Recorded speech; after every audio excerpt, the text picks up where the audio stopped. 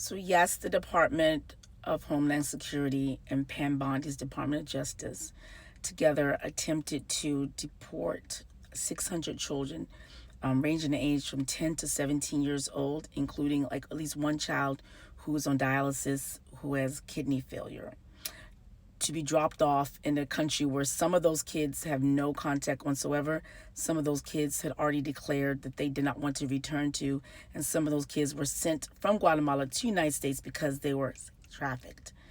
And despite the fact that there is a congressional law that says the United States government should not and cannot aid in removing children from the countries who are sex trafficked, the Trump administration did anyway as part of a pilot program. Now, when they started to do that, a law firm representing about 10 kids between the ages of 10 and 17 ran to the district court judge to ask that it be stopped. And this was overnight Saturday. The judge who ultimately got the case, and put a picture of her here, sparkle of her name, Suknanan, who's hails originally from where my husband, Trinidad and Tobago, is from, said she was awakened at 1 a.m. and told about this, and she just could not believe over the holiday weekend that they were planning to do this. To which she's said, I'm going to have a 3 p.m. hearing. As she said, don't do this, I'm at 3 p.m. hearing, it turns out word got out. They had the kids in planes ready to deport anyway. Where have we heard this before? Yeah, we know where we heard that before. The same thing, Donald Trump issued executive order March 14th. By March 15th, overnight, with the dead of the night, they'd already put these people and shut them off, even though there was a court order telling them not to do so. Same thing. It's like deja vu, but this time they're doing it to children.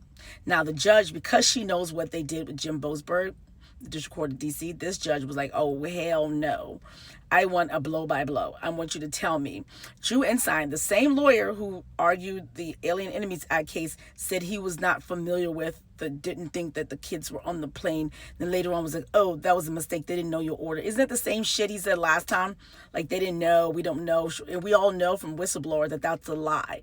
From the whistleblower, Hervé Ravuni, who shared receipts in the form of text messages, we know that Drew knew, because Drew's boss, who's since been confirmed on the Court of Appeals court, said, oh my God, we haven't risked Drew exposure. Right now, they're on the verge of possibly being issued in contempt. We know that the lawyers for the men, they're part of a class action lawsuit right now. At least one of them is suing. We know the men have asked for them to be issued in contempt. Anyway, long story short, the judge was like, I need a blow-by-blow. So it took 36 hours, but they give them a blow-by-blow returning those kids.